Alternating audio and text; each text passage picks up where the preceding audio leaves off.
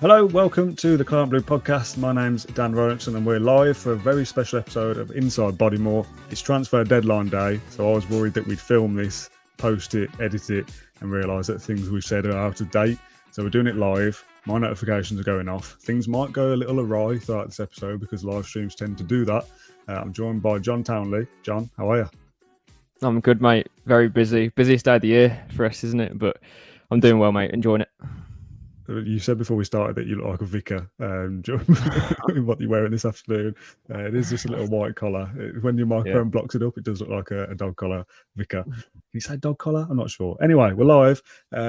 We did a video earlier today for the UECL draw. Me and James Rushton watched it together on BT Sport or TNT Sport and gave our live reactions to that draw. That video is available on the YouTube channel if you want to go and see us. That's worth a watch.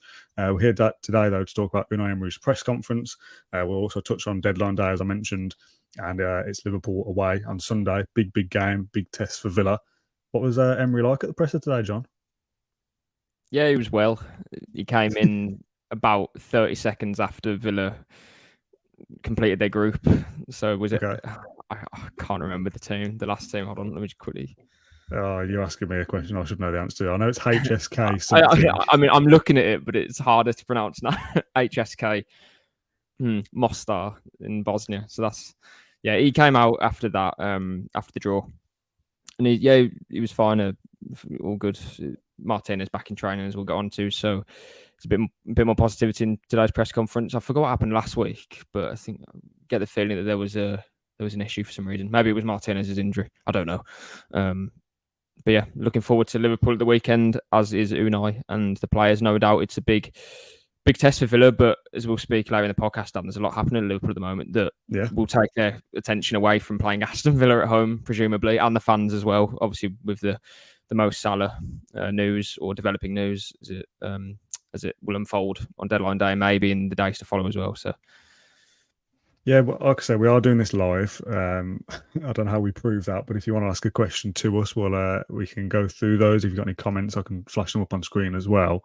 I always ask you this, and generally speaking, it gets cut out of the podcast because we just think, it wasn't really worth it. So you need to give me a good answer for it. And Chris actually says exactly what I was going to ask. What did you have to eat, John, at Bodymoor? What was the food this afternoon? They had a tray of, I think it was chocolate chip cookies, which were really nice. I had 2 of those because that was my lunch today because it's deadline day. And what else they had? They had like Bacon tarts, I think, which is really good. Like, seriously, they do treat you well at Bodymoor. And a bottle of water. So yeah, that was my lunch, and I don't know when I'm gonna have my dinner. So yeah, I mean, it's a busy day. I remember the good old days when I first started at the company. Deadline day was generally a thing that obviously you'd work in the office because there was no such thing as home working then before COVID. But deadline day in particular was a day where you do a long shift, normally midday till midnight, and you get pizzas in the office on expenses. Whoever was boss at the time, so Matt Kendrick back then, he wasn't paying because it was the company, but we'd get like food allowance, and they ordered a load of pizzas from Domino's. And I remember being so excited for my first deadline day. I tweeted this first thing this morning. This is my 8th deadline day for the company since, and I know that they're not as exciting as I thought they were back then. We signed Borja Baston on that deadline day that I was so excited for, my first one. Yeah. What's weird about deadline day as well, like, we're going off here, but Villa, I don't think I've ever really had like a particularly like super busy deadline day like Forest today of like the selling Johnson, bringing in a few players. Like, that's hectic.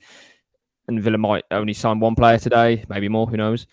But it's still really busy. And from the outside, it probably doesn't, I don't know, like, Villa only signed 1 player, let a few go, But there's just lots to do. From a work perspective, we are busy, even if Villa don't look massively busy, is what you're saying. Today even more so with obviously the draw, press conference. So yeah, busy than usual. Yeah, mad times. A few people asking me in the comments about whether my chicken was all right, and I have to clarify for people who've not seen the UECL draw video that we did.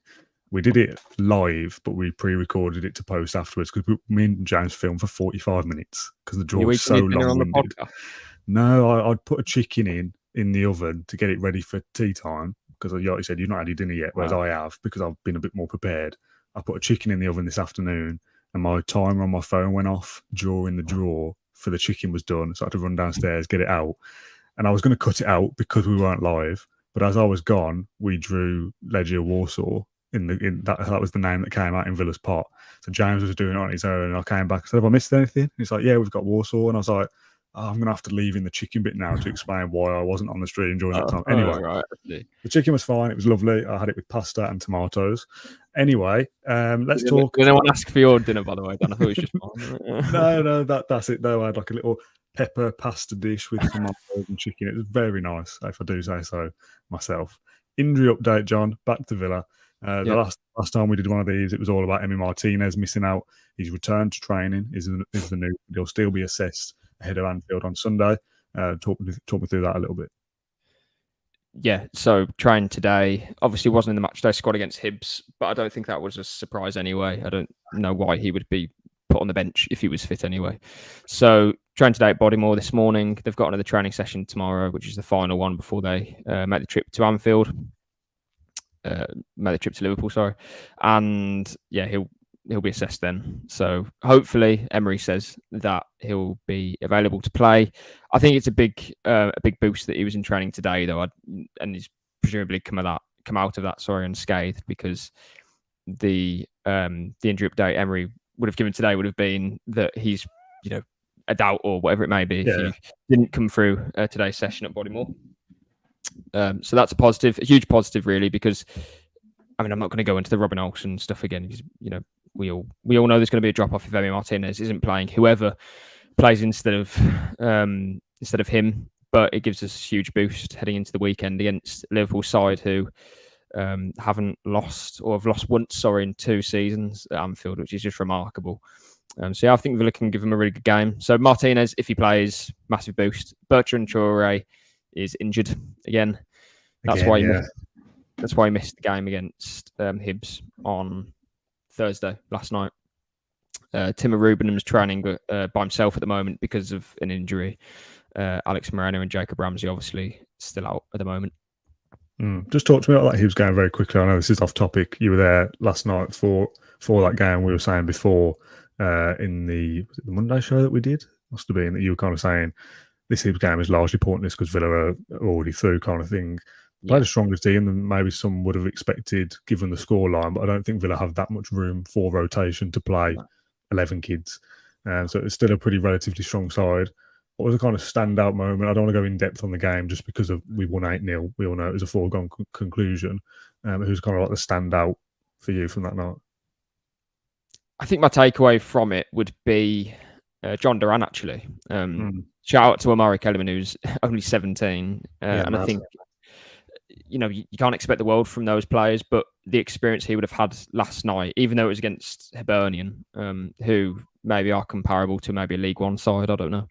But what he gets from playing at Villa Park in front of, I presume it was about 40,000 last night, that's an experience that not many players will get. And I think it helped there was no pressure in that game either. He could basically play in front of 40,000, get a feel for it.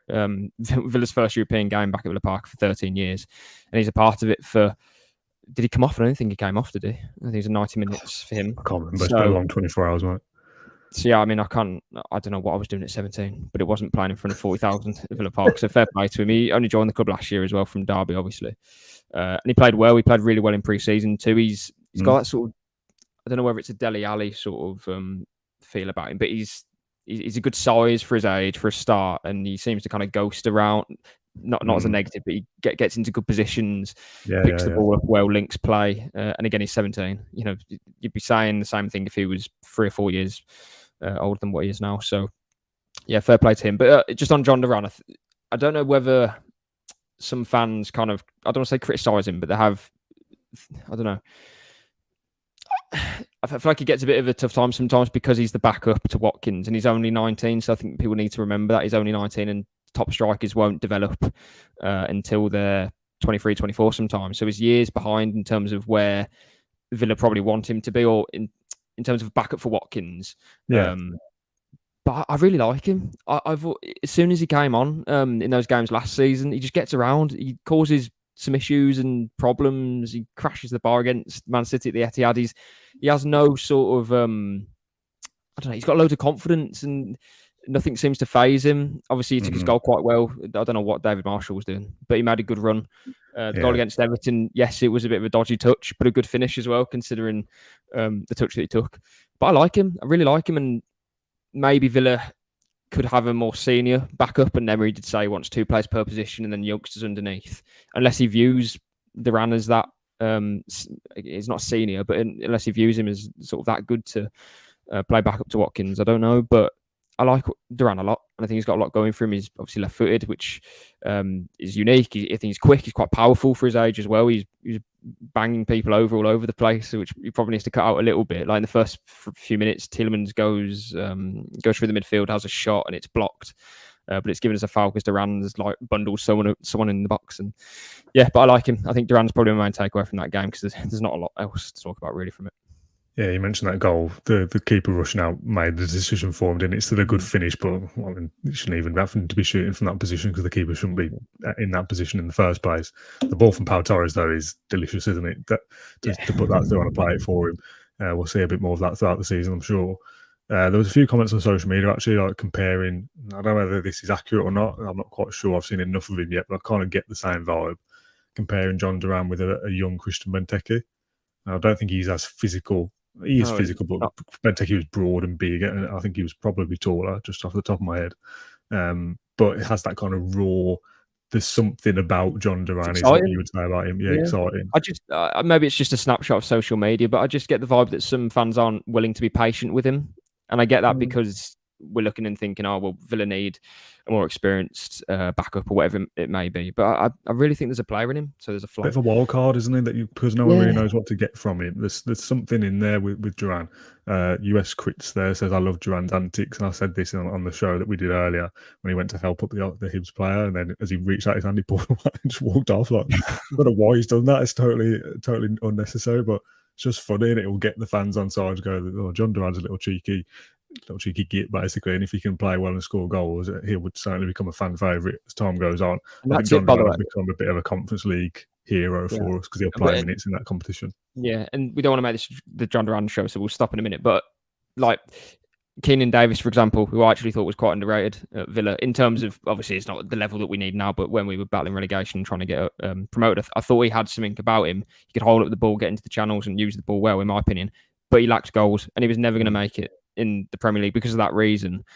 So with Duran, it's like you need to see it to believe it. And if he's going to start adding goals, which he has done in the last 2 games, then yeah, hopefully he can add more confidence in the season and build those numbers, because all of a sudden you've got a player there who's going to be 20 later this year or next year, I don't know. Yeah, I like him. He's exciting. Just while we're on the topic of the Conference League last night, you mentioned that Emery had come into the presser today after the 30 seconds after the draw was concluded. He was obviously watching it. Was he asked about it? Did he make any comment about the opposition that Villa have got? Yeah. Yeah, not too much. I'll be honest. Even Emery, who watches every game from probably every league every day, I don't think he will know too much about Legia Warsaw or HSK Mostar. But he did say that they need to respect those teams. And listen, Emery's won, I think, the second most UEFA titles in history or something like that. I think it's Trapattoni and Mourinho have won the most, and it's Emery with other managers maybe. So he knows what it takes to get through in these competitions and win them ultimately. And he just needs to put that into his players. He was also asked about, fans are already starting to book their tickets for Athens. And he said straight away, that's a mistake. Like he said after it, obviously they're doing it for the money in terms of it's much cheaper to book now than book when it's a week before the tournament, the final. But he doesn't want it. Yeah, for hotels. Yeah. Yeah.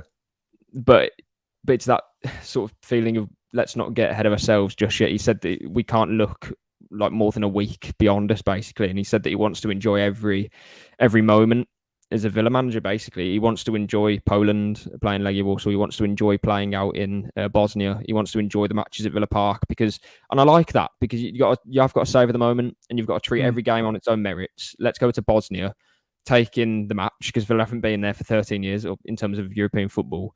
Let's not look ahead to Athens just yet. Yes, there's a good chance we could get there, but you have to earn the right to do it. And we'll win the tournament, by the way, if we do that, because we are the best team.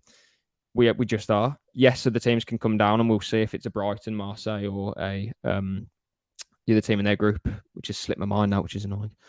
Who's the other team in their group? Do you remember? AEK Athens, Brighton. I can Google it if you carry on. Brighton, Marseille. It doesn't matter. But there's another team there who's quite Ajax. There we go. If one of those come down, then all of a sudden Villa have got another sort of team that can go far in the tournament, should we say, and that will be one of the favourites to win it. But I don't think it's being snobby to suggest that Aston Villa are by far at the moment the favourites. They just are. Frankfurt are losing their best striker. They lost Kamada as well. Lille. Villa are better than Lille. And you're looking anywhere else, maybe Fenerbahce? Like, come on. We'll get there as long as we play it right. But that's the whole point. It's staying grounded and winning the games that we're expected to win. And that comes with attitude, doesn't it? So, and I think the squad that we have are all sort of buying into that. A lot of our players haven't played in Europe, and the ones that have will know what it takes to go far. So I think we're in a good place for it. Yeah. So for this show, we have Away from Match Day, where we talk about something that isn't Aston Villa versus Liverpool related, and that will be talk of the transfer window. So we'll hold off on that for a second. We have predicted 11 predictions for Sunday. We've got the opposition view, which is Theo Squires from the Blood Red podcast, which is a good kind of chunky 10-minute segment, which I'll save for the very end. So let's do predicted 11 first, because I wanted to save the transfer window chat till a little bit later as well. Talk me through the lineup that you think Emery will go for on Sunday. I think Martinez will be okay because he's trained today, and I think if there's a chance that he can play, I'm pretty sure he will, because Liverpool's such a big game, and then it's the international break as well, so he's got 2 weeks off if he needs it. Obviously, he's been called up for Argentina as well. I'd be surprised if he made a change actually from the Burnley win. I would suggest Mike Cash playing in that more advanced role would suit well against Liverpool, just because he can then double up if needed with Konsa, almost as 2 right backs if you need it, because they're so good on the wings. Liverpool, obviously, the 2 holding midfielders won't change: Kamara and Luiz, Carlos, Pau Torres, Konsa, Dean as the defence, and then the rest of it kind of picks itself: McGinn, Moussa, Diaby, and Watkins. I don't see how that team changes unless it's a Bailey for Matty Cash. But considering it works so well against Burnley, I don't know why you change it for Liverpool. Yeah, Tielemans and Bailey played against Hibs last night, which suggests that they wouldn't play on Sunday. But have either of those done enough? I know the level of opposition is vastly different, but did either of those two do enough to maybe give Emery the headache of thinking, well, maybe Leon Bailey does deserve a start? He did score again. Well, so did Cash, I suppose. yeah, there you go. I mean, fair play to Cash. He was asked about Mike Cash and his versatility in the press conference today, and I'll be honest, I can't remember exactly what he said, but the quotes will be out tomorrow night, I think. They've been embargoed. But he spoke well about Cash in terms of exploring what sort of player he was. When he first came to the club, and obviously realised he played as a winger at Nottingham Forest, and we all were aware of that as fans, but it was just that we signed him after about 1 year, I think, playing as a right back at Forest. So he was not particularly experienced playing in that position. So he's almost learning on the job with Emery, I think, in that role. But if you can play more advanced, something that he's probably more used to, or not more used to, but as used to in some ways in his professional career, then he's done well against Burnley, and then against Hibs he got his goal. So I'd expect him to start against Liverpool. And Tielemans, I'll be honest, when he first joined, we all said the same thing. Well, that double pivot isn't going to be, you're not going to take Kamara or Luiz out of that double pivot at any point in the season. I don't think. Luiz is one of our best players, and Kamara fulfills a role that no one else can in the squad. So I'm not sure where Tielemans comes into that, unless you change a formation and put him in a 3 midfield, maybe. But then what you're doing with McGinn, where does that leave a Bailey or Cash or whoever else? Does that affect Diaby? So at the moment, it's very settled. But over the course of the season, we've got so many games. We've got Conference League games as well. They'll get the chances, and it's about using the whole of your squad, isn't it?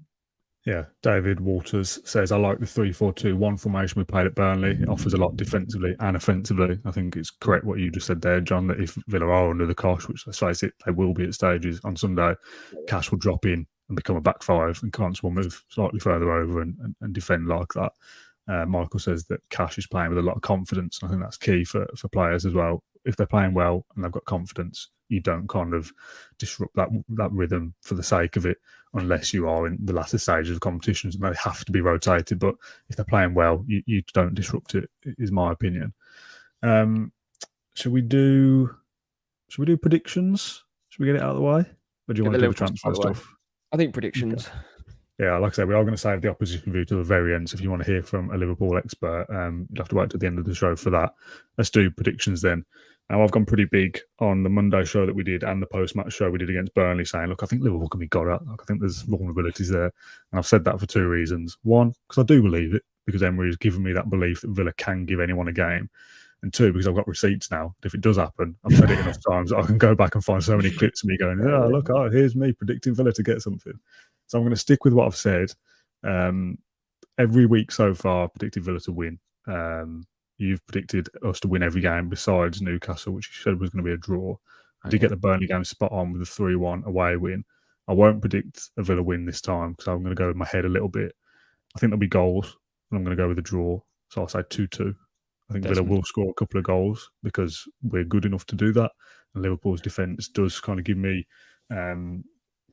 confidence, probably isn't the right word, but that kind of belief that they can be got at. And to be fair, I've already recorded the bit with Theo yesterday, and he was saying things that made me think, I'm right here. Like, they are worried about Villa. So I think that's right to say that. But it's Liverpool at Anfield. They score goals. So I'll go 2-2. That probably would have been my prediction as well, to be fair. Just on the point you mentioned there about Liverpool fearing Villa, Klopp has a lot of respect, obviously, for Unai Emery, but also the team is built and the way that they play. Last season, before the game, he said some stuff after the game, probably in the heat of the moment, that wasn't particularly fair. I think on Villa, he said kind of blew them away in the second half and things like that, even though they were leading for most of it, if not all of the second half, until the very end of the game, before they drew 1-1. But he said that Villa will compete for the Champions League the next season, being this season. He also said that they're like super competitive. They give 100% commitment. They're really well organised. They have lots of qualities. Speed on the wings. Ollie Watkins, he mentioned. John McGinn as well, he said, is really smart with the ball. He's not just physical and he likes to play those balls in behind. So Liverpool know what they're going to come up against, but can, as you say, Kanate, Matip, Trent, can those players deal with Diaby, Watkins, McGinn? Because I'm not trying to say that they're unstoppable. However, it's very difficult to stop McGinn when he turns you and when Diaby's running inside. So, I mean, Diaby, for me, is a player that Liverpool... I don't know how to put this because it's going to not... I know what you're saying. I've said exactly the same thing. That we're going to be talking about Salah in a second. Yeah. When we signed Diaby, I did a show with a Bundesliga expert, and he was I said in that, like, you go back a couple of years, and Diaby, you'd probably kind of look at when Liverpool started to replace some of their front three with Mane and Firmino, Firmino going. You'd probably look at Diaby at that stage and go, he's a future Liverpool player. Like, he fits that profile very well. If Salah... Well, we don't know yet whether he is going. It feels unlikely to me tonight for him to go, but if he does, he could. If Salah had gone at the start of this window before Villa had even signed Diaby, again, you look at him and think he's very much a Liverpool profile player. So, firstly, I feel very lucky and fortunate that we got Diaby when we did. But he does cause massive problems for teams, and we've said this every game so far this season. That Pau Torres, if you replace that Pau Torres ball for Hibernian last night, you can fully see Pau Torres slipping a ball behind a shaky Liverpool defence and Diaby running through his space and finishing. Mm-hmm. Yeah. As we said before as well, because he played on the right wing for Leverkusen and it worked so well with Frimpong, I think other clubs or top clubs looked at it and thought, well, we can't quite see that it's going to work for our team, because as we said before, top teams have quality everywhere. And for Villa, they wanted someone who would work with Watkins slightly inside. So he plays in a very similar way to what Salah would for Liverpool. But the Salah dynamic's interesting anyway, because I don't know how he'll be received by Liverpool fans, not in a bad way, but like if he does wave or whatever, Liverpool fans I don't think are going to be like, oh, let's win this game for Salah. I think they'll be more like, I don't care about this game all of a sudden, because it's huge if they lose Salah. It's massive. That's one of their best players ever. And it's Liverpool that we're talking about. So mentally, psychologically, I think it'll affect the players. It will affect the fans as well in the stadium. So I think Villa can go there and say, I don't want to say cause an upset, because we're not a League Two team in the FA Cup, but at the same time, predicting Villa to win there, I think is quite, as I say, one loss in 2 years against Leeds, I think it was. So I'll predict I'm not going to match you, Dan, but I'll say 3-3 instead because I think there's going to be goals, and I think 1-1 would. There'll be more than 2 goals, and I think it'll be a draw. And I don't want to match you, so 3-3. Okay, good. Well, me not matching you last week got me the points in our little prediction league, so maybe you've done the reverse on me this week. Let's just talk about that Salah thing very, very broadly. Reports that there's a £200 million bid on the way for him, which is I think they'll get him. There's Salah has a price. Everyone has a price, and the Saudi league has tens of billions of pounds to spend. And salaries, that's flagship for them. That's huge. Oh, of course, yeah. There's a reason why they've left it till deadline day. The whole world's watching it. If they did it on July the 20th, of course it would be a huge story. But people, like with the moves they've done for Mane, for other players, it's kind of fizzled out. Everyone cares about deadline day, and if Liverpool lose their biggest player without being able to replace him, it's a big tick for the Saudi. That's the thing for me. The money is insane. If you're Liverpool and you get an offer for a 31-year-old, as good as salary is, 200 million is absolutely ridiculous for any footballer. So you have to accept it. But accepting it on deadline day, if you can't get a replacement, is balmy. I think you have to accept it though. There comes a point where the money's just 200 million for a player is that for a 31-year-old. Yeah. And what I would say as well, Liverpool, yes, they're losing the best player, but for that, I'm with you. Don't get me wrong, but I think they've got some class forwards anyway. They could probably. No, I don't know. I think 200 million does sweeten it a little bit. That's huge money, especially for FFP. Next summer, they can almost do what they like. Chelsea. If next summer they use the money and sign Mbappe or whatever, you go, that kind of makes sense. But for this season right now, to lose your best player, and as much maybe they'll have something. Maybe they'll have something lined up. I mean, they could. I don't know if they'd be targeting someone in Europe, but any team in Europe needs money. So if they go to a club and say, we'll offer 70 million for this winger, I don't know who. Maybe they've got something lined up because they seem to do that sometimes. And they'd be stupid if they didn't see this coming, to be honest. It's the perfect signing for the Saudi League, Mo Salah. Yeah, and I agree with all that, but letting go of him, for me, that's as much as you could replace him in January or next summer. Losing somebody like Salah on deadline day is the difference between Liverpool possibly pushing for the title and maybe finishing in the top 4. I don't think you can replace somebody like him. If they replace him and finish 6th or 7th, it's a bad season for Liverpool. Yeah, he is irreplaceable, and they could offer Liverpool, like 400 million. I know the point you're making. They can't replace him, not now anyway. That struggles to replace him with the whole window. Never mind, they can't replace him on deadline day because of the availability of players. Yeah, it's mad. But again, for Villa's perspective, if he does go, that's a huge, huge boost for us for Salah not being available to Liverpool. No Van Dijk as well, due to his red card last week against Newcastle. Just on that Saudi league as well, Dan, Emery was asked about the Saudi league as well. Again, embargoed quotes, so I can't really go into too much, and I can't read them anyway. So that'll be interesting. I think they'll be up on the Birmingham Live site tonight, maybe tomorrow. We'll see. But it was interesting again. In terms of he was asked what happens, because there's 2 weeks left of the window, what happens if they come after your players? So, yeah, some interesting quotes from Emery there. I don't know if they'd go after John McGinn, but that'll be an interesting one. When we do a away from match day in a sec, we're going to talk about Villa transfers. I know we've just done a huge segment now on Liverpool and Salah, and it's not really relevant to Aston Villa, but we do play them next, so that's why we're talking about it. And it's deadline day as well. We've got lost in the hype. Just quickly, I can ask you a question that you might either not prepared to answer or you don't know the answer to. About not a live show. No, sorry. If you don't want to answer it, just tell me to move on. It's about the workflow that you just mentioned there. Why is there embargoed quotes? What's the point of that? Because you know stuff, and you're saying, well, there's embargoed quotes, they'll be out later, but you can't actually tell us right now. Why is that a process? Why is that a thing? It's for the newspapers. So you get embargoes like 10:30 tonight for written journalists, so they can be in the newspaper tomorrow. So if we did written stuff and it was available to go right away, you'd just get people putting it all on social media, and there's obviously no money in that for newspapers. So it's that's why broadcast section of a press conference is live straight away, because it's obviously on TV. But then the written section's kind of saved and pushed back. It's just business reasons, I suppose. Okay, fair enough. Right, let's go away from match of them. We've done enough talking about Liverpool, and like I said, there was a big section at the end with an opposition reporter. We're going to talk about transfers in a little bit more detail from the Villa perspective. Coutinho, Philogene, incomings, outgoings, what's happening. Let's do Philogene very quickly, actually, because he came up in the comment section earlier. it was reported, maybe 10 days ago or something, that he was linked with a move to Hull for 5 million with a buyback clause.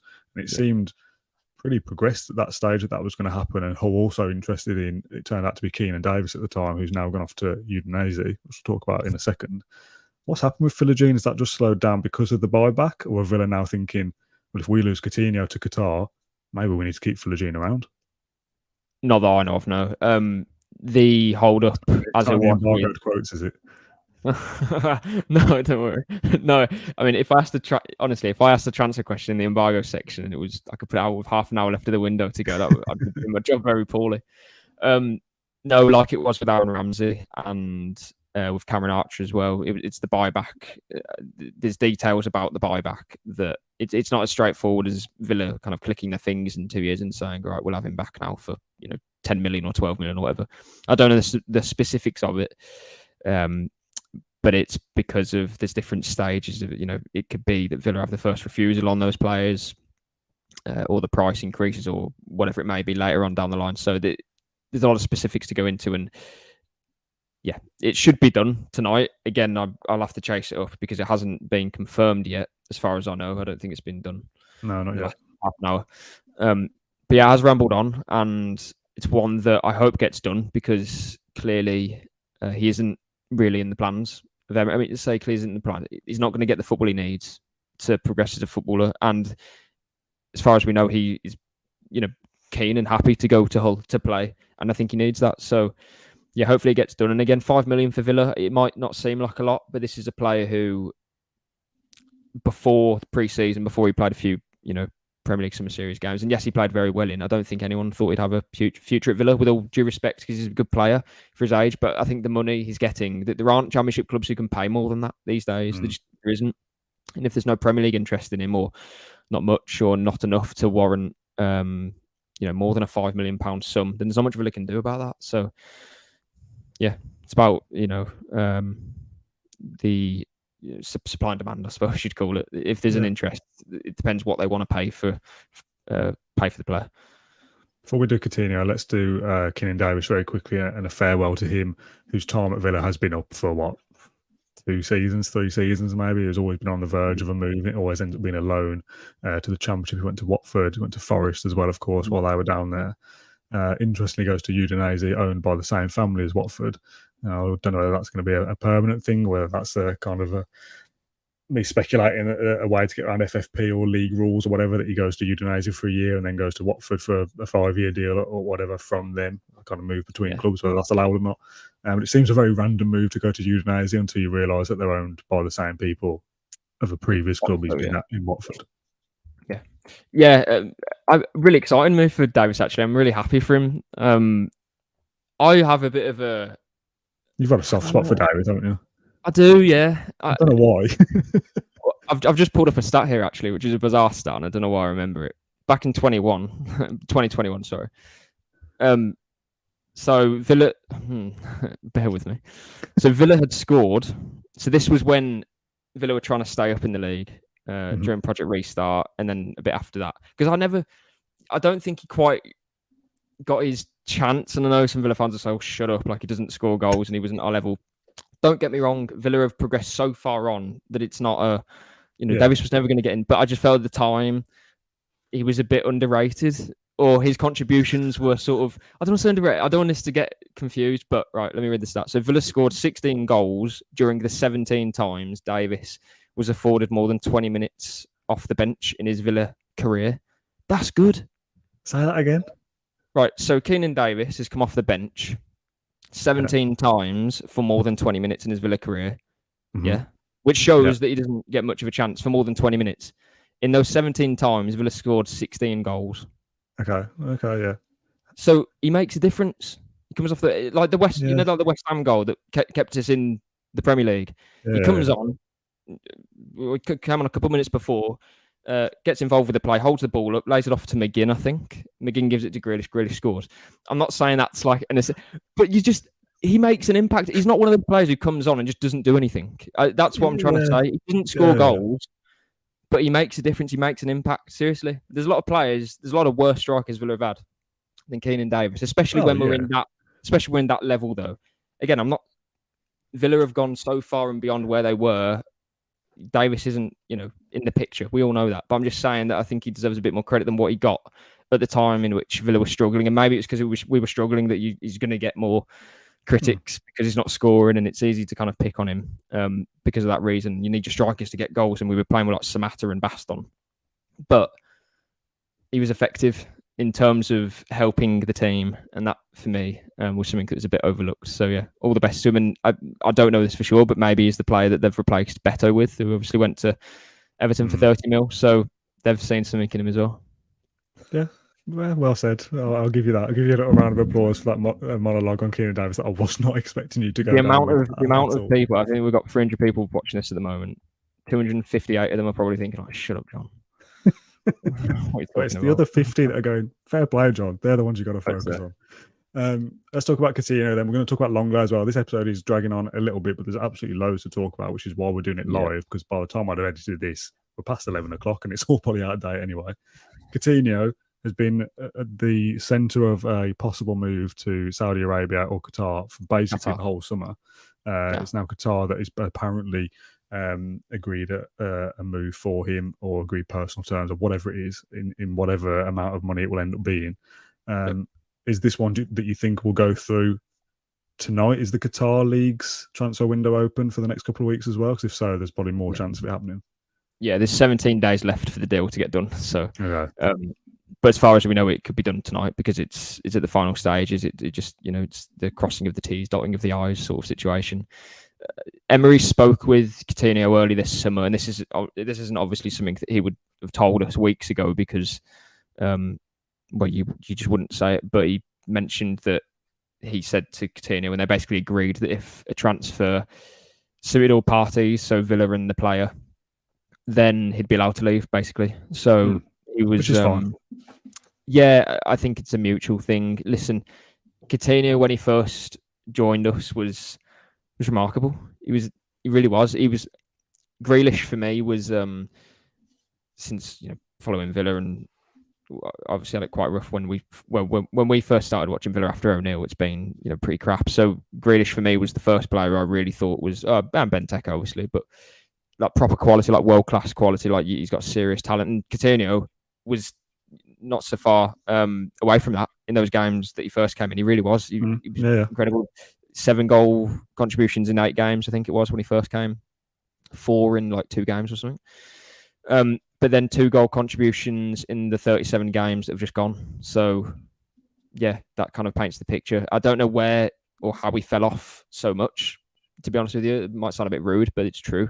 He was so good when he first joined, and 17 million was almost a bit of a, because at the end of that season, Wendy kind of, people were asking why is Gerrard not playing Wendy and things like that. And 17 million for Coutinho was like, I don't think it's a risk because we know he'll, just contribute. And he didn't really do that last season, did he? I think it was 1 goal across the whole season in 20 appearances. So yeah, injuries, lack of match fitness as a result of that as well. It's a shame, really. He's obviously 31 now, I think. But he's off Villa's wage book now, and there'll be a transfer fee involved as well. I'm not too sure how much it is, but hopefully we'll get that today. Yeah, I remember when he signed, and we made quite a bit of a song and dance of it on the podcast, on social media, and Carney Chukwuemeka had gone to Chelsea in the same window, and it was like 20 million for Carney, and he's never played, and 17 million for Coutinho. Like, great business from Villa. What a great move that is. And at the time, it was that, as much as Coutinho was on high wages, comes in, as you said, and makes an impact straight away. And you think maybe Villa, Steven Gerrard at the time, will be the guy to rekindle his form. And obviously it goes very wrong for Steven Gerrard, and ultimately it's gone very wrong for Coutinho as well. Having said that, he has had a couple of injuries which have troubled him as he's got slightly older. And this summer pre-season, I did think he'd actually not got back to his best, but he was showing signs this summer. And in the game that he played, Everton possibly, I can't remember, he came on and did okay, and he did a couple of flicks and stuff, and you go, there's still a player there, and then goes off injured again. Yeah, exactly. So his time at Villa is up, and if Villa can get him off the wage bill, that's massive. If there's a transfer fee, even if it's a few million, again, it's all very much welcome at this stage. I suppose that opens then up the door to, if Coutinho leaves, if Philogene leaves, Villa surely have to get a replacement in. And with time ticking, that yes, Coutinho could still complete a move in the next couple of weeks. Philogene, obviously, if he goes, has to be done tonight. if Villa were to bring somebody in, they've got 4 hours to do it. Time is against them. Yeah, that's the issue now. We know that Villa have been working today to try and do that. Emery did say there's not going to be any big surprises, and we're not expecting, and Villa won't be signing, as far as I know. You never know. Won't be breaking transfer records or anything like that. But they have been working to try and get a body through the door that will add to Villa's squad, because, as you say, Coutinho is gone. Emery said yesterday as well that Villa will be ready to act on that if something it comes up and they can do it. So, as you say, Dan, time's ticking now. Maybe it's going to be a late one. We'll see. But I wouldn't expect it to be of any sort of, it's not going to be a big transfer price tag or anything like that. It may be a loan. I don't know. We're not sure. But they've tried today, basically, to bring someone in after Coutinho. He hasn't gone yet, but he's going to go, isn't he? So we'll see what happens. And yes, you can make the argument that Philogene and Coutinho weren't going to play a huge part of the season anyway. So losing them, is it a huge deal? Possibly not. But I actually think it's more the Buendia injury. I think that's kind of pushed them to maybe try and get someone in now, because yes, Zaniolo's come in, but I think that was possibly just Monchi liking the player and adding another body to the squad because of the amount of games that Villa are going to play. But I do think Villa are going to miss Buendia this season. Yes, Ramsey's coming back, but you do need that bit more, and I don't think Coutinho was going to give that anyway, if I'm honest, because of those injuries, and you weren't going to rely on him. So I think the player who, if they can get someone in, that'll be to cover maybe Buendia rather than Coutinho. Coutinho's just going to go because it hasn't worked out over the last few months for him. But in terms of bodies, I suppose, that's Archer, Coutinho, Philogene, Buendia. I feel like there's one more off the top of my head, but I can't think. Aaron Ramsey, yeah, I guess. Yeah, there's one that, again, probably wouldn't have featured for us this year, but would have been an option if he was still stuck around, I guess, especially in the Conference League. So you've got Archer and Diaby as your main two. You've got Zaniolo that can play at number 10, second striker role. I would expect him to if he had to. Diaby. What did I say? Archer, it's fine. Did I? Sorry, right. We are live. Watkins and Diaby is your main two. Zaniolo could play that role if he had to. Leon Bailey could also play that second striker role if you had to. Jacob Ramsey coming back isn't going to play second striker, but he's a creative player going forward. Yeah, you've got John McGinn as well. John McGinn can offer stuff. I think when Moreno comes back, I think you'll see Dean and Moreno playing the same side sometimes as well. Dean plays the left back and Moreno plays the role Matty Cash is playing, but on the opposite side. So there's quality in there. But if anything happens to Ollie Watkins, we are in serious doo-doo, aren't we? If Villa don't sign another body tonight. We are, because he is our best number 9. But I've said it before, Villa could go out or could have signed a more senior striker to John Duran. I'd take that point as a first. Duran as well, I forgot about him. Yeah, but there isn't a team in world football, apart from maybe a couple, that wouldn't miss their top number 9, especially if it's someone like Ollie Watkins. Villa can't buy a striker that's as good as Ollie Watkins and sit him behind him. They just can't, because Watkins is that good. I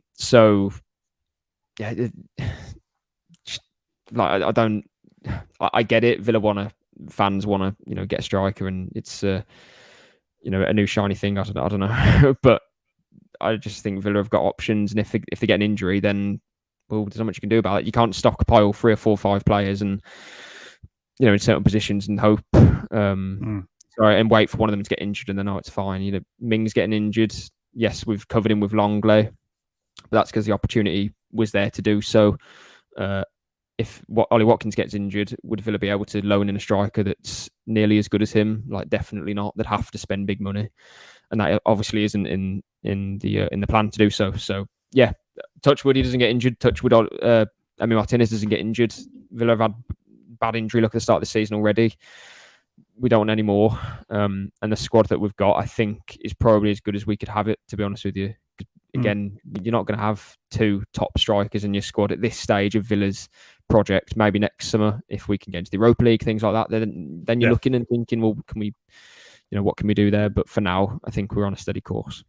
There's 3 comments here that I think are bang on, and we're going to, or 4 actually, that's just come in. I'll go the last one because I love the username. Mr. Cheesyfy, which says we aren't going to get anyone better than Watkins. Chris Jones says we had a senior striker in Danny Ings and then we didn't want him, which I think is a very good point. Who was the other one? Marine Boy as well. I trust anything and everything Emery does 100%. Hang We on. keep saying that, so you have to Point. you have to stick with that. CC, let's cross that bridge. If it happens without the Champions League, you aren't going to have a high caliber striker on the bench. Again, spot on. And if Watkins doesn't get injured and scores 15 Premier League goals, this conversation is irrelevant. And like you said, if he does get injured, Diaby is the main man with McGinn as the number 10. Would probably work for 5 or 6 games if it absolutely had to. So yeah, let's just see where we are and hope that Watkins' body holds up for what would be the 5th or 6th season in a row, because he just never gets injured. Touch wood really loudly so everyone else can hear it. That does not happen. Right, we are heading to this podcast almost going to be hitting the hour mark by the time we play the Liverpool section at the end. We've got to talk about Longley very quickly, John. Somebody who has joined the club. Our 5th summer signing was confirmed this morning. Replacement for Ming's injury to a certain extent. Offers decent attributes. I'm not really reading too much into his time at Tottenham last year because Tottenham are crap across the board, so it doesn't really matter. If there's a player that's played for Sevilla and Barcelona, you don't play for those clubs if you're a bad player. You don't get a move to the Premier League under Unai Emery if you're a bad player. How would you see him fitting in? Because we talk a lot about... a couple of comments have distracted me.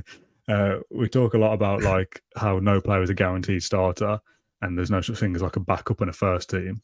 But does Longley come in and get regular minutes, do you think? Or is he one that you look at and go, well, he is third choice or however many numbers it is, 4th choice? Yeah, and Emery kind of revealed that today anyway. He said that he's going to play on Torres' side. Torres is going to play every game, so that almost confirms that he's going to play as a backup, which we knew anyway, but we need that. I'll be honest, I'm not sure why. Like, we did these, obviously done transfer shows since Ming has been injured, and for some reason, I don't know why I haven't thought about we need depth there, because he wants to play 3 at the back. We have 3 centre-backs. I don't know why we didn't think to we didn't think he was going to stick with 3 centre-backs, did we? We thought that might have just been a one-game thing. But if you're playing Carlos, Conser and Pau Torres every game, you've got Callum Chambers. Yeah, and he doesn't want to play Chambers at centre-back as well. That's I know he did against Hibs, but he said to me in America that he doesn't view him as a centre-back. It's a right-back or defensive midfield option for Chambers. He's going to be playing back up to Torres, but also if Carlos, stubs his toe and can't play against whoever, then Longley comes in and we can reshuffle the back 3, back 4, whatever. It's just having options again, and Villa didn't have that before Longley came through the door.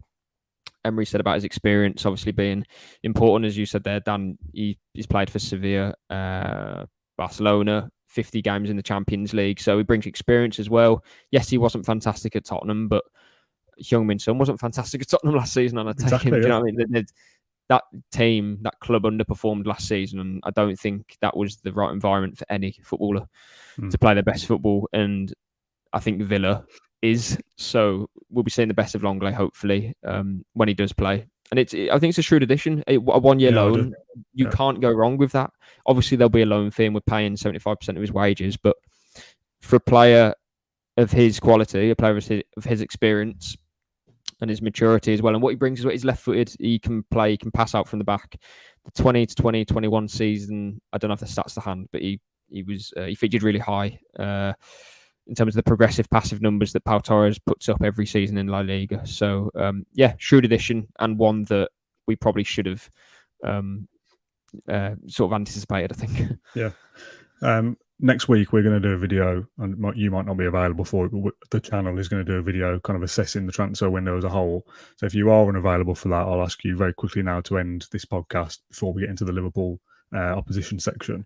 If Villa don't sign anyone else tonight, which is frankly, that is possible, how would you assess the transfer window? Would you be happy with it, or would you be disappointed? Because I've seen a lot of comments on social media saying, "Oh, it's quite underwhelming, this transfer window from Villa," which I think is, everyone's got their opinion, but that's bonkers. It's been a very good window. No, I think it's been as close to as, I don't want to say perfect window, because you never know what that looks like, but yeah, I think it's been an excellent window. Really do.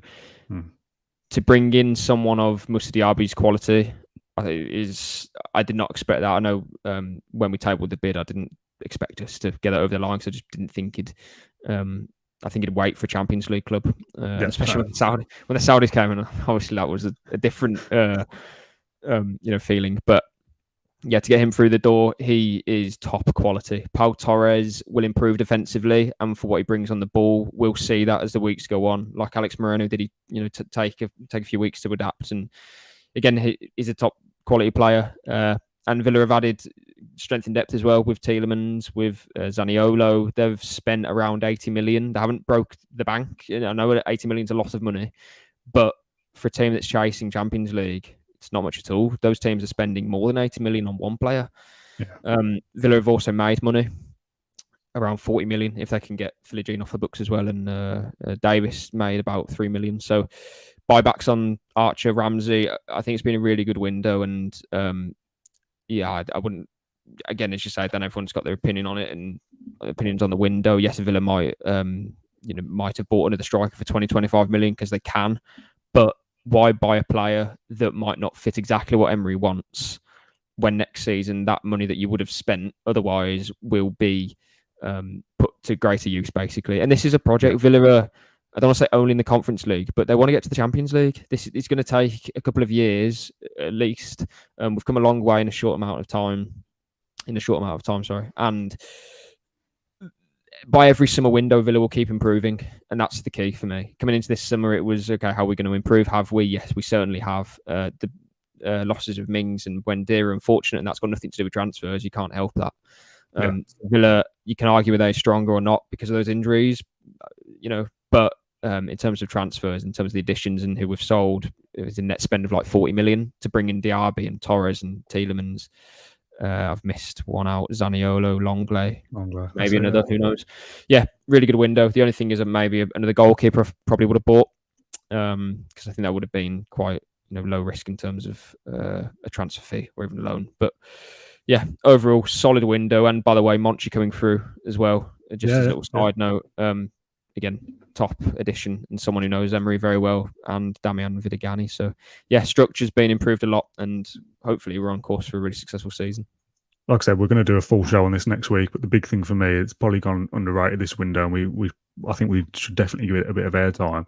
We've not lost a key first team player to anybody. That's huge for a club that's, like you said, only in the Conference League. We have some players that are certainly capable of playing for Champions League clubs.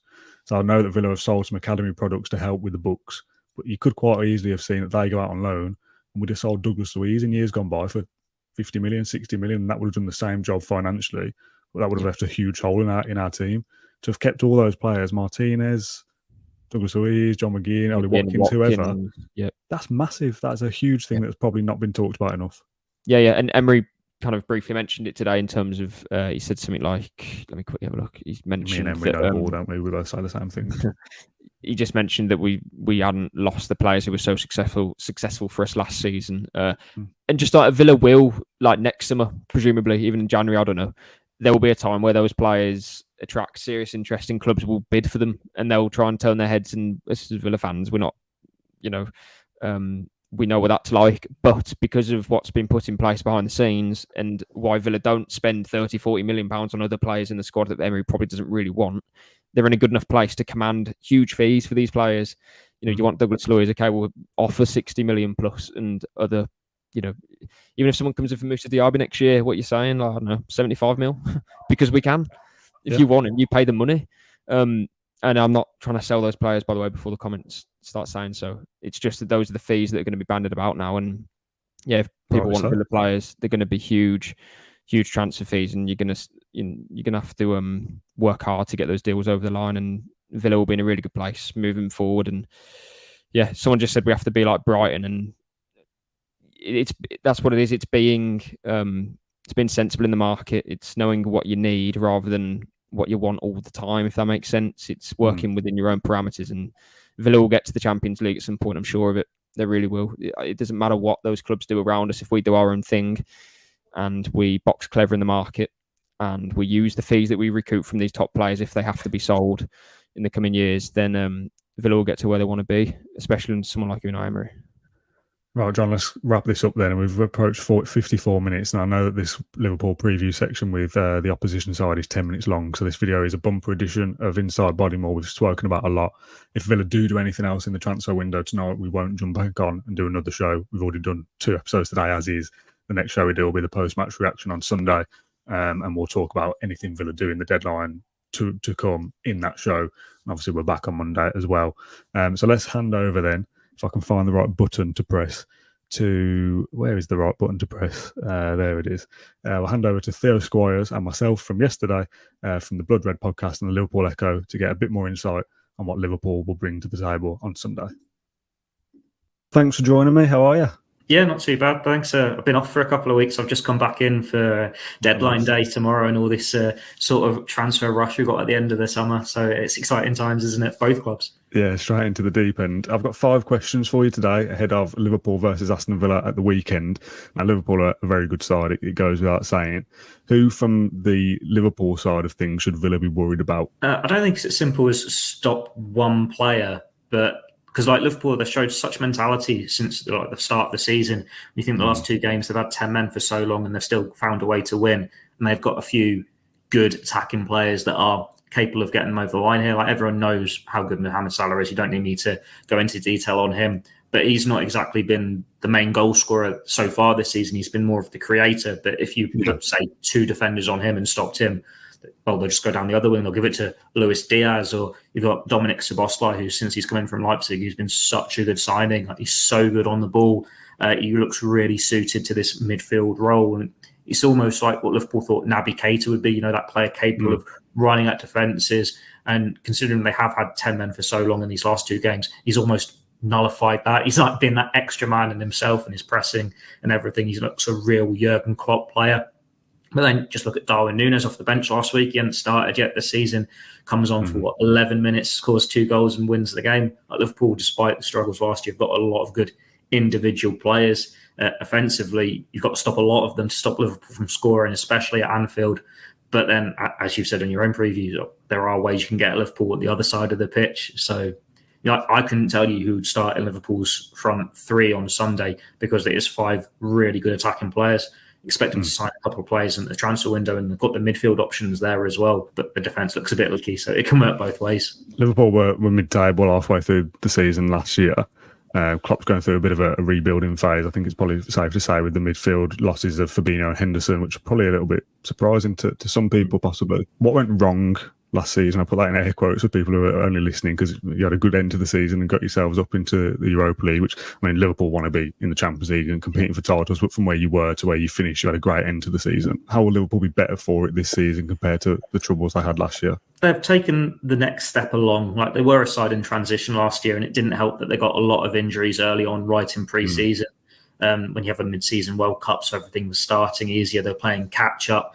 And it just said once the dice got rolling and everything was going wrong, it kept getting worse and worse. You'd get one player back and then someone else would get injured and you're having to rush players back. So they're having a shortage of options in midfield. And it never gelled. Like, from a team that had nearly won the quadruple the year before, it looked like a season too much for, say, Fabinho. Like, his legs did start to go. He was struggling in that midfield.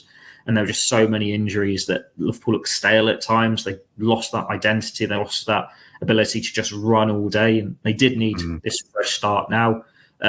While you could easily say Fabinho and Henderson weren't part of Liverpool's long-term future, you still expected it to be more of a gradual phasing out period. Feel like you can be an experienced squad player as Curtis Jones starts more, or we start a few more new signings. And then for them to just be sold to Saudi Arabia, it's like the carpet's been pulled out from under their feet a little bit, having to get the new signings bedded in straight away. Yeah. And you go from there.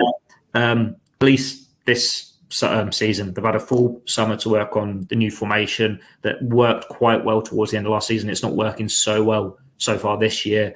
They've been able to maybe get Trent Alexander-Arnold back into form a little bit. They've been able to get another year they've had a year with Darwin Núñez, so the front 5 can really gel and build these relationships. So it does look like a step in the right direction, but it's still a case of it's a very new midfield. Like the team that started against Newcastle, that was 3 new signings in midfield. If they sign, say, a Ryan Gravenberch on deadline day, you could make a case for in a new formation and being him going in as well, and it's another new signing. So it's teething problems there with players trying to come to terms with each other. It's like you have to take a step backwards to take 2 steps forward. So Liverpool certainly be stronger for it. I'd say March, April time, when you've had that nearly a whole season with this new team building together. But at the moment, just because you've got a bit of mobility back in your side, it's still building those relationships and not looking as weak. Because as much as Liverpool can be a match for anyone, score goals against anyone, it is just as easy to get at them at the moment as it is to stop them. Just as a kind of overarching look at Villa, how do you rate the job that Emery's done so far in his what is it, almost a year? Yeah, it's not even a year yet that he's been at the club, which is remarkable, really.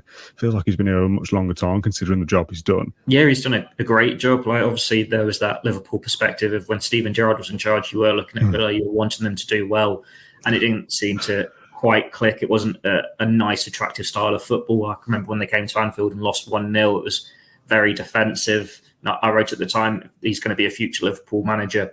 This isn't how you want to play when you go into Anfield. Like, you want him to be able to take them that next steps. And for whatever reason, Steven Gerrard couldn't do that. But Emery, he's a very experienced manager who probably doesn't get quite the credit he deserves in England because of how his stint at Arsenal went. But he's showing how good he is at Villa, because that is such a turnaround there. He seems to have really unified the camp and getting some really good results against big teams. And he's a manager Liverpool have cursed a few times in Europe over the years. I think he was in charge of Seville in that Europa League final back in 2016. He's just always seems to be on top of it when it comes to that sort of one-off game or two-legged games in Europe. And he has taken it a nice blend for Villa in the Premier League. He's signed some really good players like Diaby, who like look of him. Watkins certainly seemed to find form again under him in the back end of last season. A side where you think, well, if he can carry on this progress, there's no reason why Villa aren't going to be in the conversation for European football again this season.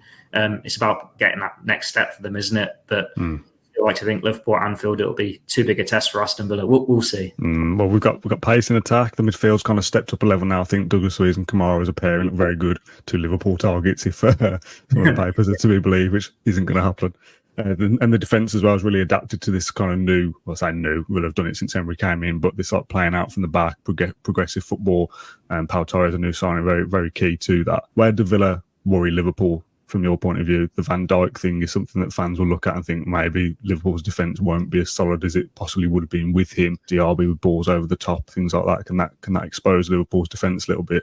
What do you think? Yeah, that's exactly it. It's that pace. Like, Liverpool are very vulnerable if sides get in behind them. Like this new formation where it's Trent Alexander-Arnold as the inverted fullback. As much as it worked last year, it's not quite working this year. And you could put that maybe down to the midfield personnel not being there yet.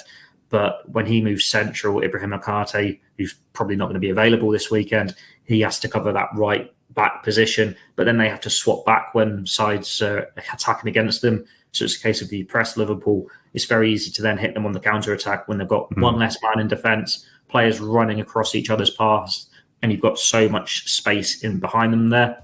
Now, everyone knows the abilities of Van Dijk and Konate, and at least they've got that pace and that physicality to cover that ground as much as it's an intimidating prospect. Even like with a natural holding midfielder, it's an intimidating prospect. Never mind someone who's never played in the Premier League before, an Endo trying to find his feet.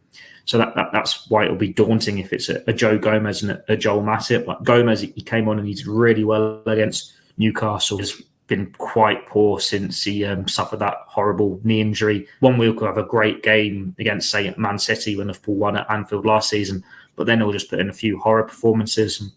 The partnership with Matip wasn't at its best last year. I'm pretty sure they were the pairing when Liverpool got dismantled away at Wolves. This is one of the weaknesses in that Liverpool side there. These intimidating defenders. They are players that aren't playing in this formation week in, week out. So that's something that else is even more of a teething problem. Like, you're not familiar with this new setup, which takes time to adapt to anyway. And while Gomez has at least got the pace to do the Konate role and covering the spaces, Joel Matip certainly doesn't. If you've got a quick winger, quick forwards, they get in behind the defence and then you're running up 2 against 2. And we saw Isaac do that against Van Dijk, and that's what led to Van Dijk's red card.